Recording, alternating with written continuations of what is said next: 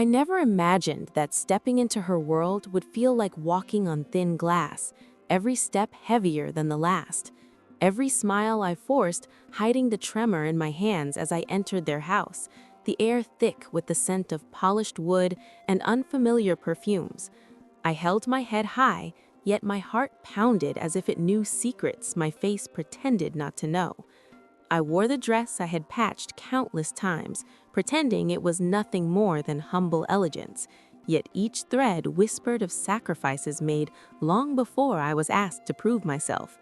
I greeted them with the softest voice possible, the one I had practiced in front of the cracked mirror, so no hint of pride or fear would escape my lips. Their eyes scanned me like they were reading a story I had not intended to tell. My son smiled nervously from across the room, unaware of the storm brewing inside me.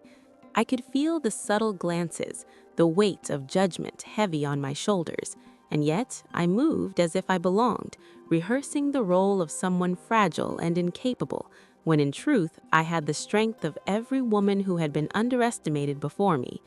The daughter-in-law's mother approached first, her eyes sharp yet polite, her voice a melody that hid the underlying questions. I did not answer, but let my silence speak louder than any words. I tried to make my laughter light, but it carried the echo of restraint. I watched how she spoke to my son, how her words wrapped around him like a protective shield, and I wondered if she could see through the layers of pretense that I wore as carefully as a second skin. Every movement calculated, yet appearing accidental. Every compliment I gave seemed to float in the air, too delicate to be noticed, yet potent enough to register in the corners of their consciousness. I told stories of our simple life, of mornings filled with the smell of bread and evenings of quiet music, yet I left out the trials that had carved lines into my face and wisdom into my hands. I wanted them to see only the part I allowed them to see, the mother who needed guidance, the woman who could be swayed easily by their traditions and expectations. But inside, I kept a ledger of every slight, every glance, every unspoken challenge, waiting for the right moment to reveal the truth. The table was set for lunch, and I sat at the edge as if unsure of where I belonged. I watched the way my son placed the napkin on his lap, his fingers brushing mine ever so lightly, a reminder that he knew yet said nothing. I poured tea with trembling hands, pretending the motion was effortless. I listened to conversations about trivial matters, yet my mind cataloged each detail for the time when I would need it. The air was filled with polite laughter and murmurs that seemed harmless, yet I sensed undercurrents I could not ignore. My heart ached to hold my son's hand and shield him from the subtle barbs disguised as civility, but I smiled and nodded, pretending ignorance. Every question they asked I answered with the humility of a woman who had nothing, yet everything. The daughter-in-law watched me carefully, her eyes flickering with curiosity and perhaps suspicion. I spoke of our home, our neighbors, our daily routines, and every mundane detail seemed to carry weight, as if it were a test I did not know I was passing.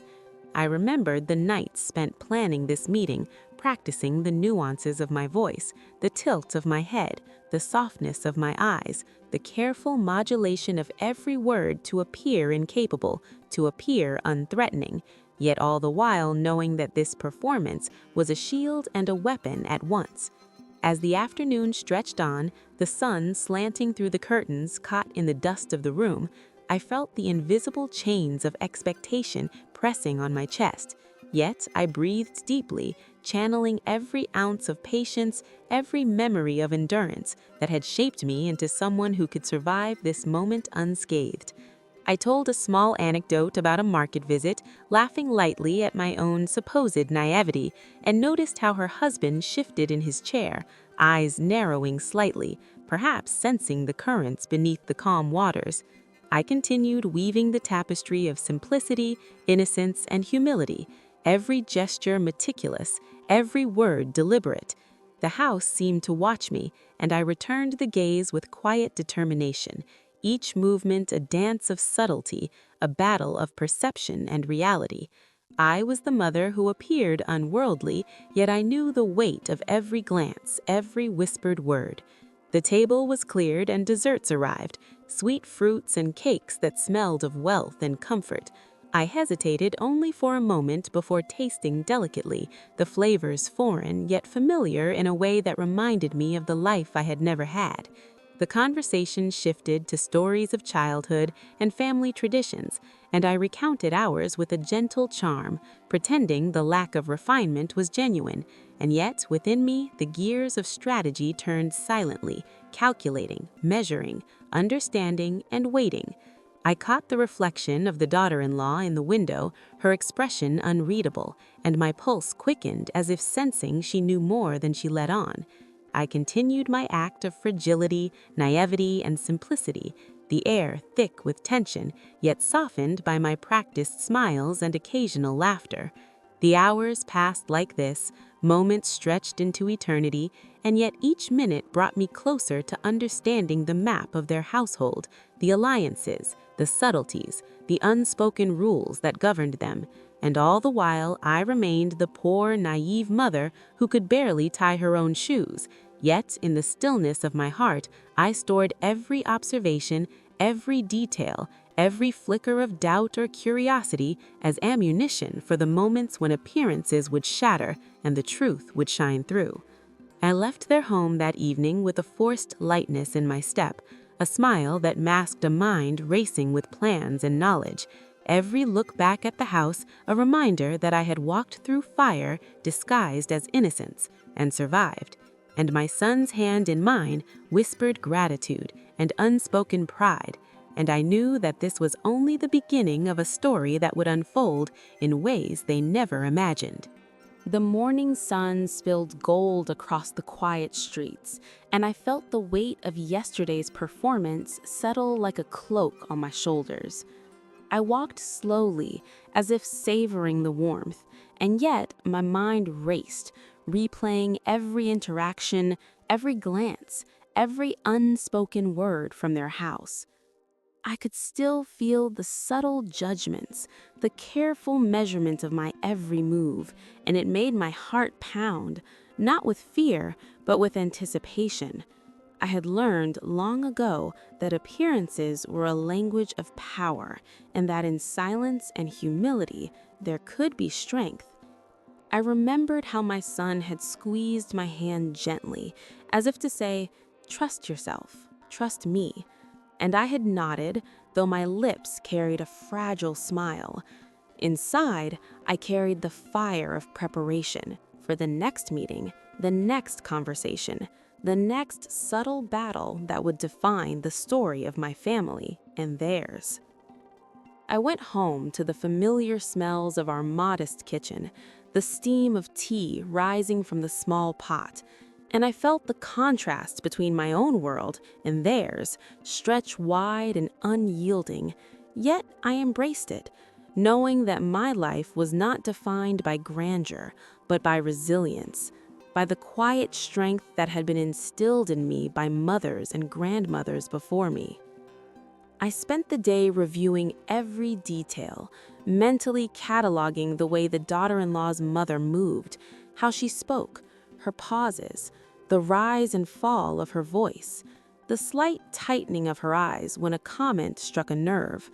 I noted the placement of furniture, the objects they cherished, and the manner in which my son navigated the delicate space between them and me.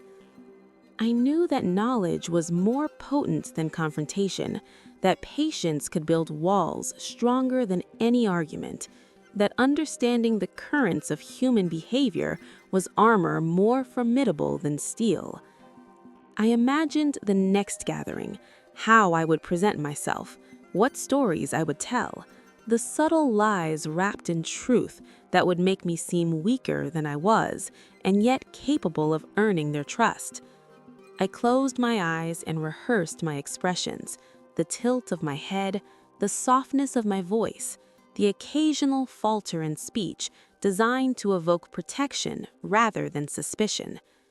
I wondered if they sensed the game that I was playing, if they could see the threads of strategy woven through my every gesture. My son's eyes haunted me in memory, the quiet pride in them, a reminder that he understood the path I had chosen, even if no one else could see it.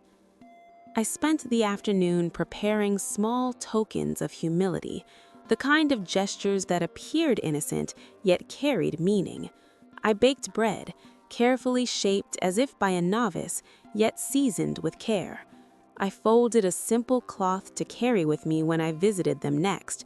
Small acts that seemed weak, yet reinforced the narrative of my supposed fragility. I thought about the daughter-in-law, her presence a subtle force that balanced curiosity with caution. I wondered if she could see the layers of thought beneath my gentle voice, if she suspected that I was more than I appeared to be. I knew that in time she would realize that strength does not always announce itself loudly, that sometimes it whispers quietly and moves with a precision that surprises those who underestimate it. I imagined her watching me over tea, asking questions that seemed innocent but carried the weight of inquiry, and I planned my responses carefully, never revealing more than necessary, but never appearing dishonest. Always humble, always deferential, yet always aware of the chessboard beneath the conversation. I spent hours in the quiet of our home reflecting on my own journey, the paths that had led me here, the hardships endured, the nights spent awake with worry, the endless calculations of survival and love that had shaped me into someone who could navigate this world without fear.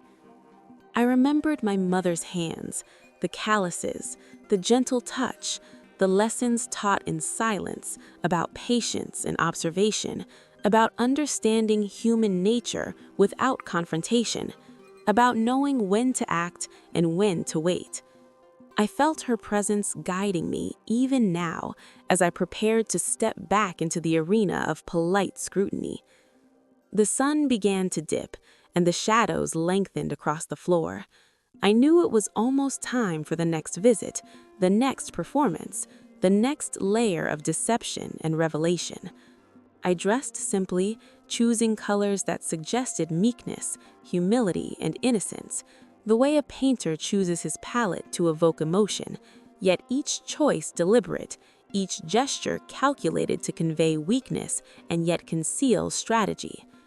My son arrived at the door, and his eyes met mine, the unspoken understanding between us, a quiet acknowledgement of the plan, the shared secret that bound us together stronger than any spoken words. I held his hand as we walked to the house, a gentle squeeze, a reassurance that we were aligned in purpose. I felt the anticipation in the air as we approached the familiar door, the one that had tested me before, the one that would test me again. I reminded myself to breathe, to let the weight of appearances fall where it must, and yet remain vigilant. Every smile, every tilt of the head, every pause in conversation, a potential battlefield, every word a weapon or shield. The door opened, and we were greeted with warmth that felt slightly rehearsed, as if they too were performing a ritual of civility. I stepped inside and assumed my role again, the poor, naive mother, the woman who could barely navigate the world of sophistication and wealth, and yet, within me, the calm of a strategist who had seen the patterns and understood the currents. I moved through the rooms with care, every gesture soft, every word measured. I complimented the house, the decor, the delicacies offered, yet each compliment layered with humility. The daughter-in-law's mother's eyes followed me quietly as I spoke. Her lips curved in slight amusement or curiosity, I could not tell, yet I catalogued every twitch, every blink, every subtle shift in posture, every sign of intrigue or caution. My son sat beside me quietly, his hand brushing mine now and then, a reminder that he understood my act and supported it without question. The conversation flowed around us, trivial stories and polite laughter masking the underlying tension. I added small anecdotes of our modest life, stories of simplicity and innocence that I knew would appeal to their sense of superiority and perhaps lull them into underestimating me as I wanted it to be. I observed every interaction, the subtle power plays, the silent negotiations, the way words were chosen to assert control or seek favor. I smiled softly, laughed lightly, nodded in agreement, and yet, inside, I built a map of their household, of relationships, alliances, and tensions that would serve me in the days ahead. I noticed the way the daughter-in-law's mother leaned slightly forward when a topic touched her sense of pride, how she observed my son when he responded, carefully as if measuring the impact of his words on me. I cataloged these details mentally, each one a tool, a piece of knowledge to be wheel-wheeling time. As the afternoon faded into evening, the shadows deepened, the warmth of the room mixing with the coolness outside, and I felt the tension ease slightly, not because I was weak, but because my performance had been convincing enough to create comfort. The air was heavy with unspoken challenges and hidden intentions, yet I navigated it gracefully, each smile and gesture reinforcing the persona I had adopted, and yet never relinquishing the quiet strength beneath. I knew that these encounters were only the beginning, that the story was unfolding slowly and deliberately, and that every small interaction carried weight. Every observation was a seed that would bloom into understanding and advantage when the moment came. I left the house later than planned, lingering in polite conversation, letting my gaze catch the details I had noted before. The door closed behind me. I felt the quiet satisfaction of survival and strategy combined, the delicate balance of appearing weak and gathering strength simultaneously. The walk home was serene, yet charged with thought, my son's hand in mine a constant anchor, the knowledge that I was not alone in this endeavor, that our unity was our shield, our silent communication, a bond stronger than any spoken words. I prepared for the nights ahead, rehearsing in my mind the scenarios, the conversations, the possible questions, the subtle tests of patience and perception that awaited me. I slept that night with a mind both restless and focused, dreaming not of grandeur or wealth, but of strategy, patience, resilience, and the quiet anticipation of moments when appearances would fall away and the truth would shine in its full brilliance. The morning light broke gently through the curtains, yet I felt no calmness in the brightness. The weight of anticipation pressed upon me, as if the house itself knew that today would bring revelations and reckonings. I moved slowly through our small home, preparing for the visit with meticulous care, each step deliberate, each breath measured. I had rehearsed every word, every gesture, every nuance of expression in my mind countless times, yet the reality of stepping back into their world carried a thrill and a tension that no rehearsal could fully capture. I dressed in modest colors that spoke of humility, simplicity, and vulnerability, yet within me flowed the quiet current of confidence, the strength of a woman who had endured storms and emerged unbroken. My son watched me with a quiet intensity, his eyes reflecting pride and an understanding that no one else could see, the layers of strategy, patience, and resilience that I carried with me. As we approached the familiar door, I felt my pulse quicken, not with fear, but with the exhilaration of the challenge ahead. The door opened, and I was greeted with warmth that carried both civility and curiosity. A smile here, a nod there, yet beneath the surface I sensed the scrutiny, the careful weighing of every detail of my appearance, words, and demeanor. I stepped inside, moving with grace and care, pretending vulnerability while every fiber of my being assessed the terrain, the subtle currents of power and influence that ran through the household. The daughter-in-law's mother observed me carefully, her gaze flickering with intrigue as she measured my responses. My son remained close beside me, a steady presence, a silent ally in this delicate dance. I began with small talk. carefully rehearsed, stories of our modest life, tales of simplicity, innocence, and humility that appeared to reinforce my supposed naivety. Yet beneath the surface, each anecdote carried subtle threads of strength, intelligence, and awareness. I noted every glance, every pause, every movement, as if the room itself was a map to be memorized and decoded. I spoke softly, laughed lightly, nodded in agreement, while internally I catalogued each interaction like a general observing a battlefield. The daughter-in-law's eyes were quiet yet sharp, her curiosity barely masked by polite smiles. I sensed she was watching not just my words, but the space between them, the subtle hints of knowledge and control that I wielded beneath the guise of weakness. The conversation flowed like a river, calm on the surface, yet beneath it, hidden currents swirled with intent. I complimented their home, their decor, their culinary skills, each gesture humble yet deliberate, reinforcing the image of the fragile mother while simultaneously testing the waters of perception. I noticed subtle signs of unease, the tightening of lips, the slight lift of an eyebrow, the way glances lingered too long on certain details. I catalogued everything, every movement, every word, every unspoken message was stored in the quiet recesses of my mind, each one a key to understanding the house, the family, and the power dynamics that govern them. As the afternoon sun climbed higher and shadows shifted, I orchestrated moments of apparent forgetfulness, gently fumbling with utensils, lightly tripping over a word or phrase, only to correct myself with humble apologies, each act carefully calculated to reinforce the persona of innocence and reliance, yet never crossing the line of complete incompetence. I watched as the daughter-in-law's mother's expression shifted subtly. A flicker of doubt crossed her face, a hint that she sensed there was more beneath the surface. But she did not act, only observed and weighed, and I knew that my strategy was working. My son remained composed beside me, his occasional hand on mine a quiet signal that he trusted me and that we were aligned.